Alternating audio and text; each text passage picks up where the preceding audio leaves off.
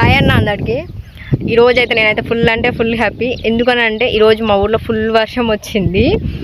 అయితే నిన్న road battery వేద్దామని, ఈ మిర్చి కట్టి రోడ్డు బ్యాటరీ వేద్దామని నిన్న బండి తీసుకొస్తే నిన్న సార్ రాలేదు, రిటర్న్ పంపించేసిన. మళ్ళీ వర్షం ఎప్పుడు పడుతుందో, ఎప్పుడు రోడ్డు బ్యాటరీ వేయాలో, ఎప్పుడు ప్లవ్ వేయాలో, ఎప్పుడు కల్తీ బ్యాటరీ వేయాలో, నేను ఎప్పుడు పత్తి గింజలు పెట్టుకోవాలో అనే టెన్షన్ ఉండే. ఇప్పుడైతే అది లేదు. ఎందుకనంటే రేపు రోడ్డు బ్యాటరీ వేస్తా. ఈ పదునికి రోడ్డు బ్యాటరీ రేపు సరిపోతుంది. రేపు రోడ్డు బ్యాటరీ వేస్తా, ఎల్లుండి ప్లవ్ వేస్తా. గట్టిగా వాన పడితే ఆ పెడలు ఏమైనా ఉంటే కరిగినాయి అనుకో, తర్వాత కల్తీ బ్యాటరీ వేస్తా. నేను కూడా మీ అందరితో పాటు పత్తి గింజలు పెడతా.